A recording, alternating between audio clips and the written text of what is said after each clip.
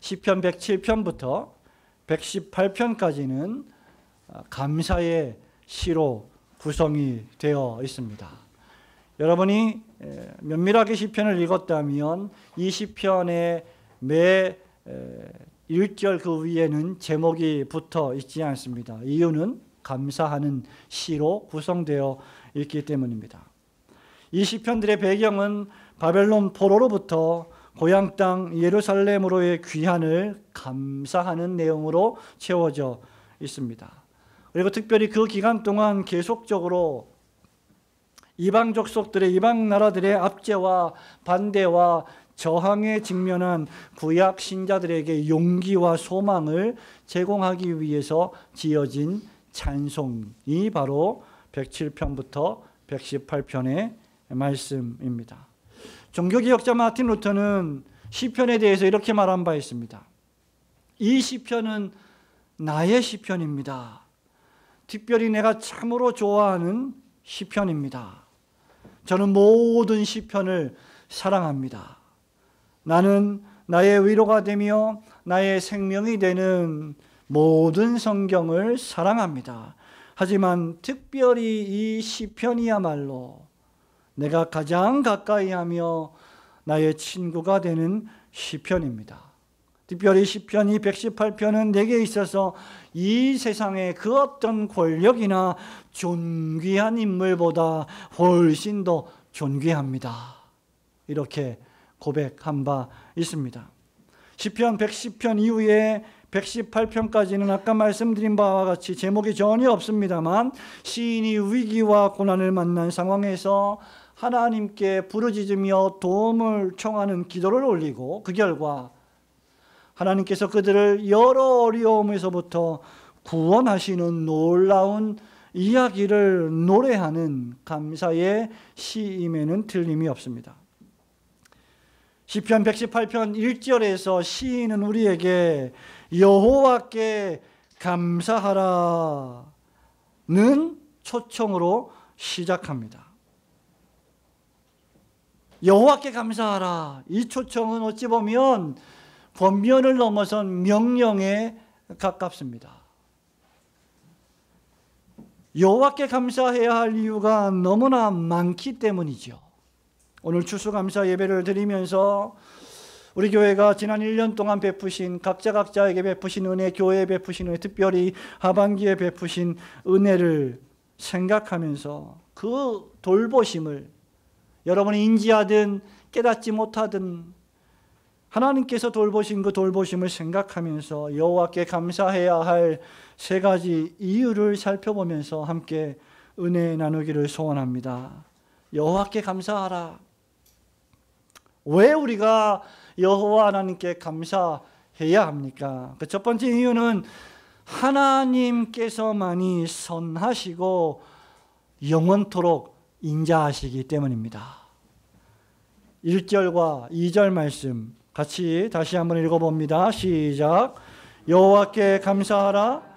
그는 선하시며 그의 인자하심이 영원함이로다. 이제 이스라엘은 말하기를 그의 인자하심이 영원하다 할지로다. 아멘. 1절에서 여러분 감사해야 할 이유를 밝히면서 2절에서는 이스라엘은 하나님의 인자하심이 영원함을 말해야 한다라고 촉구하고 있습니다.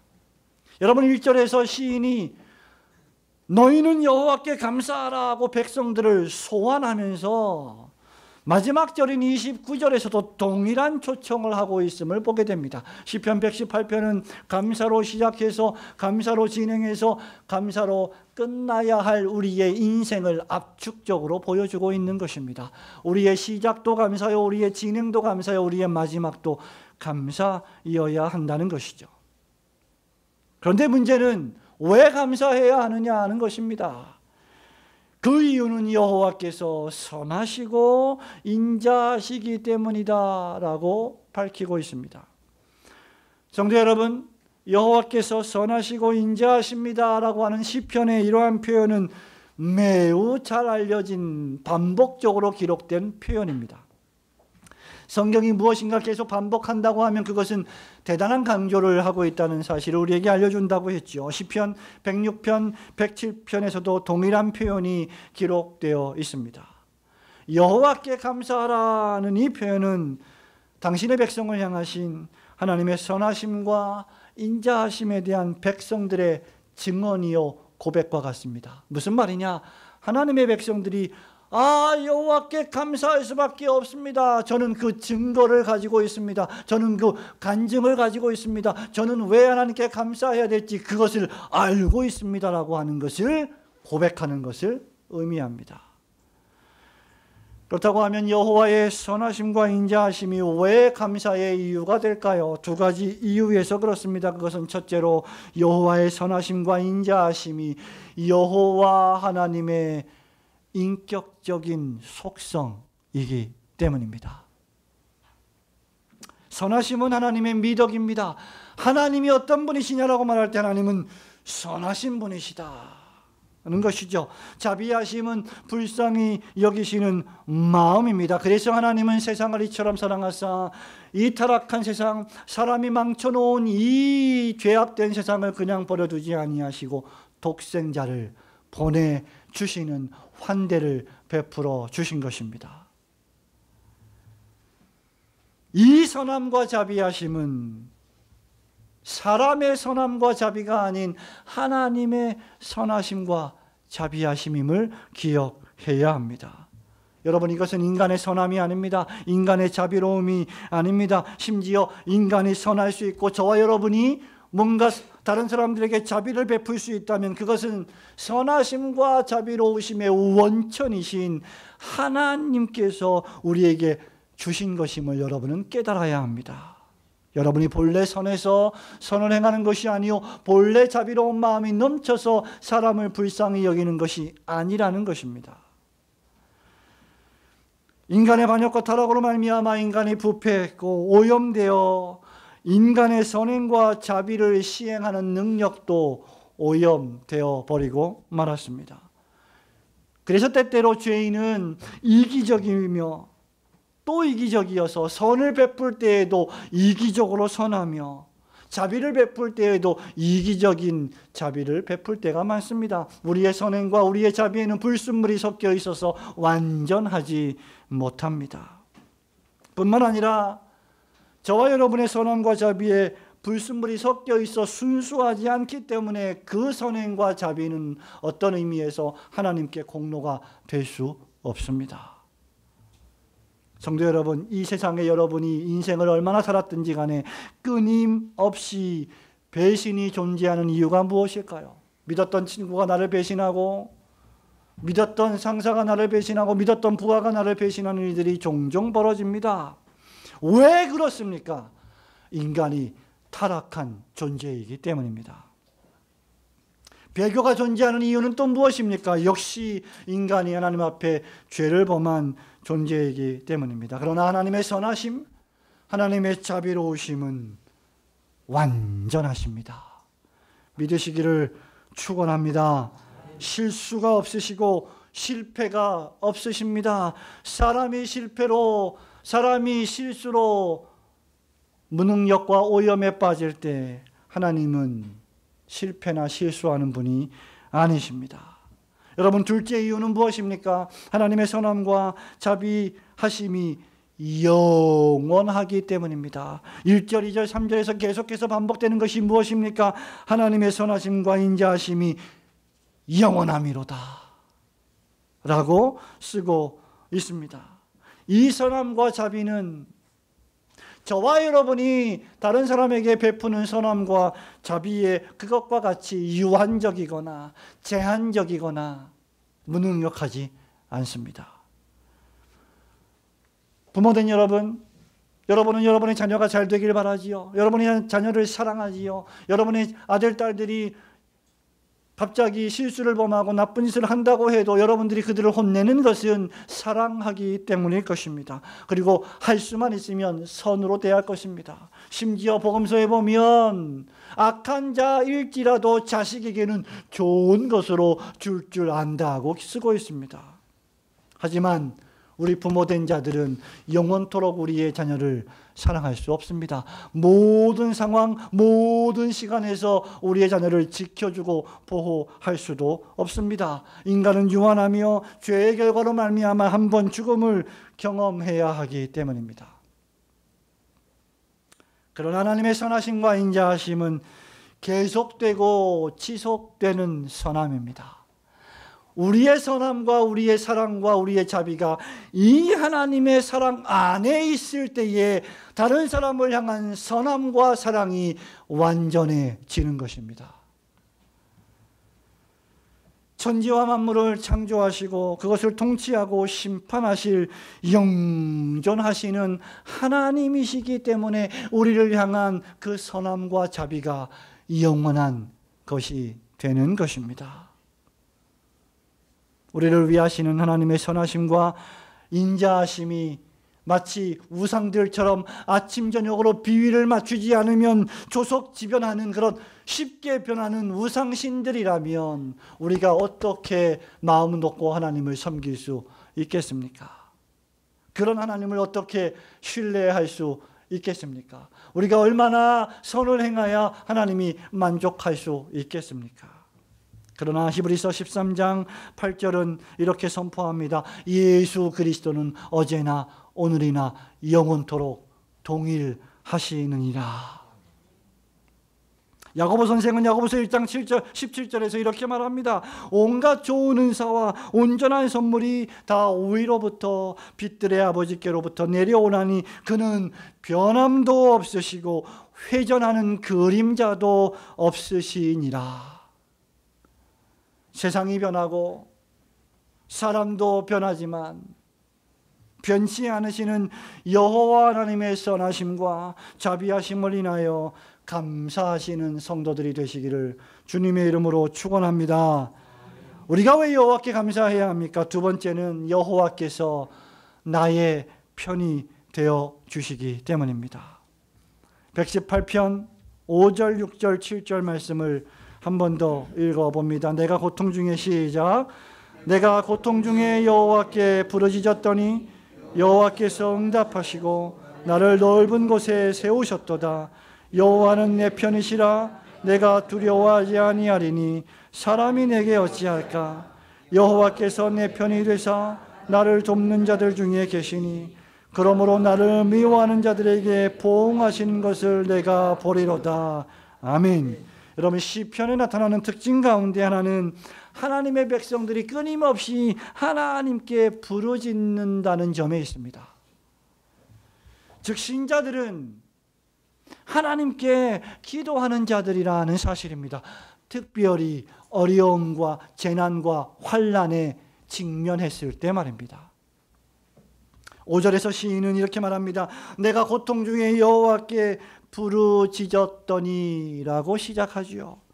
바로 그때 고통 중에 눈을 들어 손을 들어 하나님께 기도하기 시작했을 때 그때 놀라운 일이 벌어지기 시작합니다. 그것이 무엇입니까? 첫째, 여호와께서 응답하십니다. 하나님께서는 자기 백성의 부르짖음을 들으시는 분이십니다.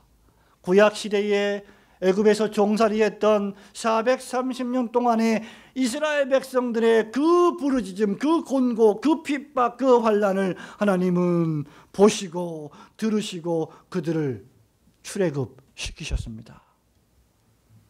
두 번째, 나를 광활한 곳에 세우신다고 했습니다. 하나님은 나를 평안하고 안전한 넓고 큰 장소로 옮기시는 분이십니다. 세 번째, 여호와께서 5절 6절에 계속해서 반복되는 7절에 반복되는 말씀처럼 나의 편이 되어 주시는 것입니다. 자기 백성의 부르짖음과 간구에 기꺼이 응답하시고자 하는 것은 구약과 시편의 가장 중요한 진리 가운데 하나입니다.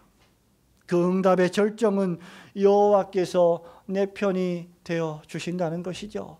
우리의 자녀들이 어려움에 처했을 때, 힘든 일이 있을 때, 오해를 받을 때, 고통을 당할 때 엄마 아빠에게 부르짖습니다. 말합니다. 외칩니다. 그때 엄마 아빠는 나의 편이 되어 주시는 것이죠. 그것만큼 큰 위로가, 용기가 어디 있겠습니까? 문자적으로 여러분, 이 표현은 나의 편이 되어 주신다, 이 표현은 여호와께서 나를 위하신다 하는 뜻입니다.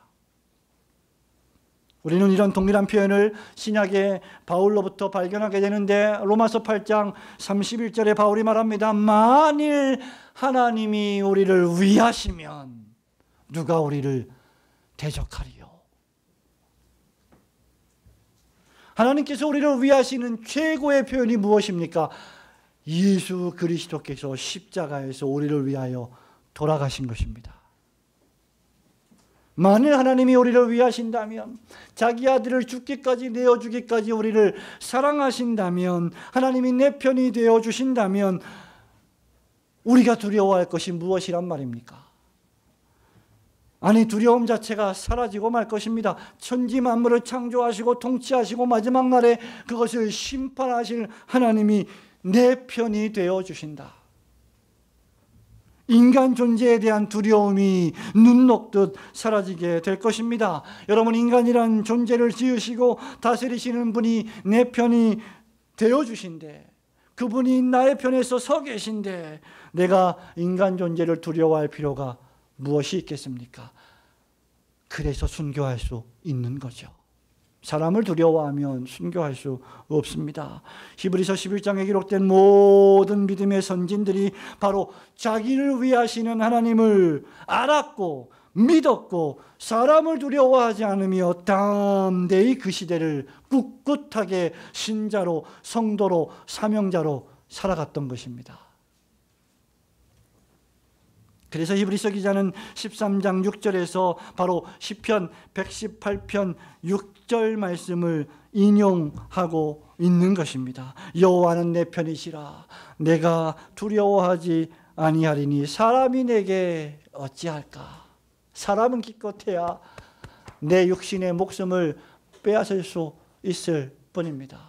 내 영혼의 생명을 빼앗을 수는 결코 없는 것입니다. 더 나아가 시인은 자기 편이 되어주시는 여호와 하나님과 함께 자신을 미워하는 하나님의 백성들을 핍박하는 자들을 멸하시는 하나님의 승리를 목도하고 있습니다. 7절 말씀에 나를 미워하는 자들에게 보응하시는 것을 내가 보리로다. 여러분, 우리가 이 지상에 살면서 우리를 핍박하는, 예수를 믿는다고 우리를 박해하고 핍박하고 욕하는 사람들이 멸망당하는 것을 보지 못한다면 적어도 마지막 날에 하나님의 백보자 심판대 앞에서는 그것을 보게 될 것입니다. 끝날 때까지 끝난 것은 결코 아닙니다. 온 천지 만물을 창조하시고 통치하시는 전능하신 여호와 하나님께서 나의 편이 되어 주신다는 것은 이것만큼 위로와 큰 용기를 주는 것도 없을 것입니다. 그러므로 언제나 여러분의 편이 되어 주시는 여호와 하나님을 신뢰하며 여러분 역시 항상 감사하면서 여호와 하나님의 편이 되는 그 결단을 순간순간마다 하시는 성도들이 되시기를 주님의 이름으로 축원합니다. 여호와께 감사하라. 마지막 세 번째는 여호와께서는 나의 편이 되어 주실 뿐만 아니라 실제로 나를 도우시고 구원하시기 때문입니다. 여러분, 마지막 13절, 14절 말씀을 한 번 더 읽어보겠습니다. 너는 나를 시작. 너는 나를 밀쳐 넘어뜨리려 하였으나 여호와께서는 나를 도우셨도다. 여호와는 나의 능력과 찬송이 또 나의 구원이 되셨도다. 아멘. 여러분, 대한민국 보세요. 잘 우리의 역사를 보세요. 5,000년 역사라고 하는데 그 역사 가운데 침략을 당하지 않은 시간들이 침략을 당한 시간보다 훨씬 적습니다. 산술적으로 계산을 해보면 얼마나 많은 외세의 침략을 받았을까요? 이스라엘 민족도 역시 우리나라와 좀 비슷한 면이 있습니다. 바벨론 제국의 침략에 이르기까지 이스라엘은 수많은 이방 국가들의 침략 대상이 되었습니다. 이유는 단 한 가지입니다. 모든 이방 민족들은 다신교를 섬겼고 수많은 우상신들을 섬겼는데 이스라엘만 유일신 여호와 한 분 하나님만 섬겼기 때문이죠. 위협은 언제나 상존했습니다. 인접한 이방 나라들은 반복적으로 이스라엘을 공격했습니다. 여러분, 그 중에 구약에 누가 있었습니까? 애굽이 있었습니다. 지금까지도 싸우고 있는 블레셋이 있었습니다. 팔레스타인. 또 에돔이 있었지요. 아수르 제국이 있었습니다. 바벨론 제국, 페르시아가 있었습니다. 신약에 넘어오면 로마와 헬라가 있었습니다. 여러분, 10절 말씀처럼 그야말로 문 나라들이 이스라엘을 반복해서 애워쌌습니다. 11절에서도 그들이 나를 애워쌌다 하고 반복하여 말하므로 그들을 향한 위협이 매우 심각함을 알려줍니다. 여러분, 한 번만 애워싼 게 아니고 두 겹, 세 겹 애워싸임을 당한 거예요. 12절에서는 그들이 벌들처럼 나를 애워쌌다고 말합니다. 얼마나 생생한 표현입니까? 여러분, 우리는 벌 한마디가 날아다녀도 지금 난리가 날 겁니다. 그런데 벌들이 나를 애워쌌다. 그 위협과 핍박이 절정에 달하 있으며 그 위협이 매우 임박해 있음을 알려줍니다. 그런데 놀랍게도 시인은 8절에서 사람을 신뢰하지 말아라, 고관들을 신뢰하지 말아라 라고 말합니다. 여러분, 우리가 본능적으로 어려움에 처하면 어떻게 됩니까? 사람을 신뢰하게 됩니다. 높은 자리에 있는 연주를 연락하게 됩니다. 법을 잘하는 사람을 찾아가게 됩니다. 고위 공직자를 찾아가게 됩니다. 아니면 싸움을 한다면 나보다 힘이 센 싸움을 잘하는 사람들을 찾아가겠지요. 내게 직접적인 도움을 줄 사람을 우리는 찾습니다. 그런데 시인은 그렇게 하지 말고 여호와께 피하라고 명령합니다. 왜냐하면 우리는 눈에 보이는 사람을 두려워할 자들이 아니라 보이지 아니하시나 거기 계시며 역사하시는 천지 만물을 창조하시고 통치하시는 하나님을 두려워할 하나님의 백성들이기 때문입니다. 믿으시기를 주님의 이름으로 축원합니다. 그리고 그것이 훨씬 더 나은 것이라고 말하고 있습니다. 여러분, 우리가 볼 때는 전혀 나아 보이지 않죠?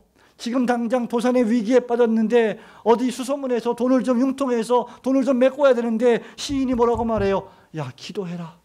하나님께 먼저 부르짖어라. 이 얘기를 하고 있는 거예요.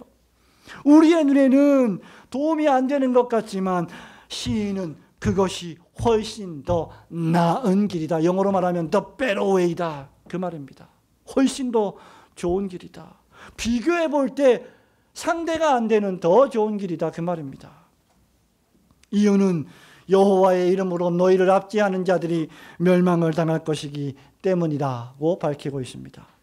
여기 여호와의 이름은 열왕기하 19장에서 다윗이 골리앗을 무너뜨릴 때 사용한 이름입니다. 너는 칼과 단창으로 내게 나아오거니와 나는 만군의 여호와의 이름으로 너에게 나아간다. 시인은 대적자들이 벌들처럼 이스라엘을 애워쌌으나 그 벌들이 가시던 불에 불같이 타서 없어졌다라고 말합니다. 여러분, 빼짝 말라버린 그 가시나무에 그 말라버린 그 줄기들을 아궁이에 한번 넣어보세요. 어떻습니까? 순식간에 불타 없어져 버립니다. 마치 그것처럼 하나님께서 당신의 대적자들을 순식간에 멸하신다는 것입니다.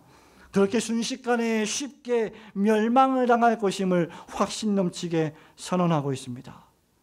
여러분, 시인은 애굽 당시, 출애굽 당시 홍해 앞에서의 사건을 우리에게 13절에서 상기시키고 있죠.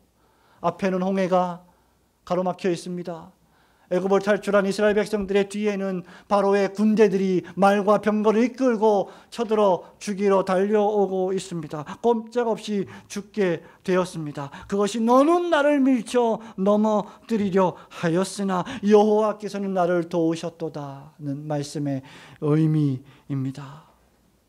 이스라엘 백성들은 하나님의 구원하심으로 홍해를 무사히 건넜지만 바로 왕의 군대들은 홍해 바다에 빠져 모조리 몰살해버리고 말았습니다.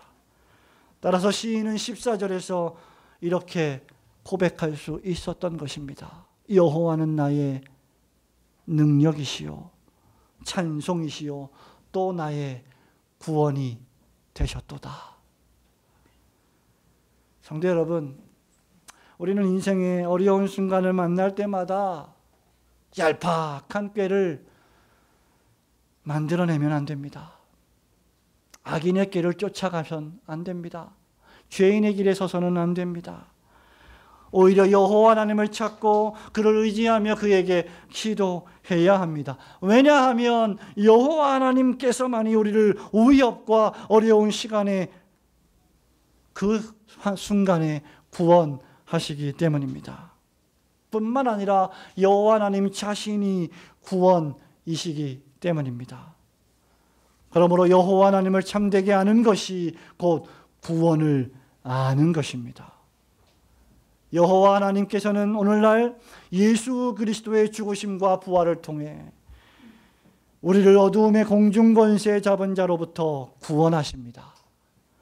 오늘날 하나님의 백성들은 핍박과 잔해에 직면하지만 예수를 믿는 이 믿음 때문에 세상 사람들로부터 때로는 조롱을 당하고 멸시를 당하지만 주 여호와 하나님을 바라봄으로 구원을 기대할 수 있습니다. 성도 여러분, 말씀을 맺습니다. 사도 바울은요, 고린도후서 4장 8절에서 이 시편 118편을 이렇게 멋지게 요약합니다. 우리가 사방으로 우겨쌈을 당하여도 쌓이지 아니하며 답답한 일을 당하여도 낙심하지 아니하며 박해를 받아도 버림받지 아니하며 거꾸로 뜨림을 당하여도 망하지 아니하고 우리가 항상 예수의 죽음을 몸에 짊어짐은 예수의 생명이 또한 우리 몸에 나타나게 하려 함이로다. 우리가 사방으로 우겨쌈을 당해도 우겨 쌓이지 않는 이유는 예수의 생명이 우리에게 있기 때문입니다. 예수를 믿는 신자들은 죽을 일을 만난다 해도 죽지 않습니다. 예수님의 생명이 우리에게 있기 때문이죠. 그렇기 때문에 바울이 데살로니가전서 5장 16, 17, 18절에서 말한 항상 기뻐하세요, 쉬지 말고 기도하세요, 범사에 감사하세요라고 한 이 말은 의례상, 예의상 한 말이 아닙니다. 불가능한 말도 아닙니다. 실제 바울이 체험하고 경험한 말입니다. 이게 신자입니다. 올해 만 30살인 김온유 양이라는 여자 청년이 있습니다. 1988년도 올림픽 때 독실한 크리스천 가정에서 태어났습니다. 하지만 중학교 1학년 학생일 때 감기에 걸려서 병원을 찾았는데 흉막 삼출액이라고 하는 그 병명이 의심된다는 오진으로 의료사고를 당하게 됩니다. 흉막 삼출액, 무슨 말인지 하나도 모르겠어요. 폐에 물이 찬다, 뭐 그런 말인 것 같습니다. 그 의료사고를 당해서 16살에 수술을 한 이후에 지금까지 16년 동안 병원 안에서만 살게 됩니다. 21세의 나이에 자가호흡 기능을 잃어버려서 엠브라고 하는 수동식 인공 호흡기구를 사용해서 호흡해야만 살 수 있는 사람이 되었습니다. 그리고 그의 친구들이 4명씩 사교대로 그 인공호흡기를 도와주는 그런 역할을 하면서 자원봉사하고 있습니다. 누가 보더라도 절망적인 상황이죠. 16살의 나이에 중3의 나이에 병원에 입원해서 만 31살 때까지 병원에서만 생활하는 그 인생을 누가 행복한 인생이라고 과연 말할 수 있겠습니까? 누가 보더라도 절망적인 상황이고 비극적인 상황입니다. 그런데 오히려 온유는 기적같이 호흡이, 삶이 매일매일 연장되는 순간을 감사하며 살고 있습니다. 숨쉬지 못해도 괜찮아. 지난달에 나온 책 제목입니다. 온유를 방문한 친구들, 온유를 돕기 위해서 병원에 찾은 친구들마다 너무나 밝은 온유를 보고 정말 이구동성으로 이건 정말 기적 같은 일이야. 너같이 그렇게 힘들고 어려운 절망적인 상황 속에 있는 애가 그렇게 밝은 걸 보지를 못했어. 오히려 아이들이 위로를 받고 용기를 얻고 돌아가곤 합니다. 2004년 3월 15일 중환자실에서 수술을 마친 온유는 다음과 같은 일기를 씁니다. 나와 함께 하시며 나의 소망이 되시는 주님, 힘들 때마다 또 즐거울 때마다 당신의 이름을 부를 수 있게 해주시니 감사합니다. 지금 저는 고통스럽지만 주님을 찬양합니다. 주님의 창조가 기이하고 아름다워서 사과 한 조각, 딸기 하나를 봐도 신비로운 탄성이 절로 나옵니다. 주님은 어려서부터 저를 지키셨고 교통사고를 당했을 적에도 다친 발을 회복시켜 주셨습니다. 저를 항상 보호하고 고쳐주셨던 주님을 기억하오니 지금 이 기막힌 상황에서도 반드시 구원해 주십시오. 주님, 고난 속에서 주님을 바라보고 주님을 찬양하고 주님의 사랑을 기다립니다. 감사하며 예수님의 이름으로 기도합니다. 이렇게 일기를 썼어요. 온유가 고난 속에서 왜 하나님, 왜 도대체 왜 우리가 늘 말하는 왜 이렇게 할 수도 있었는데 왜 나한테 이렇게 긍정적으로 살 수 있었던 것은 그녀가 고백하듯이 온유의 강함 때문이 아니었습니다. 온유가 두려워질 때마다 자신과 함께 하시는 하나님, 자신에게 말씀해 주시는 성경 말씀을 그는 믿었기 때문입니다. 온유는 사람의 실수로 병원 안에서 16년 동안 살게 되었지만 그 병원 안에서 하나님의 은혜로 막연했던 자신의 믿음을 회복하고 하나님을 깊이 체험하는 신앙인이 되었습니다. 그의 사고가 오히려 그를 강한 신앙인으로 만들었던 것입니다. 지금은 음식을 삼킬 때마다 그것이 곧 축복이고 기적임을 감사하며 살고 있습니다. 여러분, 음식을 삼킬 때마다 축복이고 감사하고 기적이라고 생각하십니까? 지금 우리가 호흡을 하고 있는데 잠시 호흡을 멈춘다면 여러분, 우리가 어떻게 되겠습니까? 그런데 우리는 그것을 멈추지 않고 마음대로 호흡하며 살아가는데 온유는 숨을 내쉬고 들이마실 수 있다는 것이 기적이요 축복이라고 생각하며 살고 있습니다. 온유의 삶은 하나님이 살아계신 웅변적인 증거 가운데 하나입니다. 감사할 수 없다면 저와 여러분은 병원에 있는 편이 낫습니다. 이렇게 많이 하나님께서 우리에게 베풀어 주신 은혜와 감사가 충만한데 여전히 하나님을 향하여 불평하고 있다면, 사람을 향하여 불평하고 있다면 그것은 진정한 신자가 아닐 모습일 것입니다. 여러분, 이것이 하나님의 구원입니다. 이것이 예수 그리스도의 생명의 능력입니다. 어떤 환경에서도 감사가 나올 수 있는, 절대 감사가 나올 수 있는 생명의 능력 말입니다. 오늘 입교를 하고 오늘 세례를 받는 여러분들은 앞으로 인생을 살아가면서 이 예수 부활의 생명의 능력을 더욱더 절감할 날들이 올 것입니다. 그럴 때마다 주 여호와 하나님을 의지하시는 여러분들 되시기를 주님의 이름으로 축원합니다.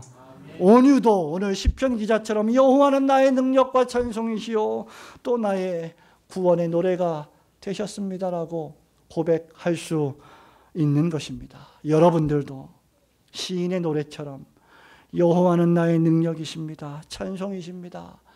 또 나의 구원이 되셨습니다 라고 노래할 수 있는 믿음의 성도들이 되시기를 주님의 이름으로 축원합니다. 아멘.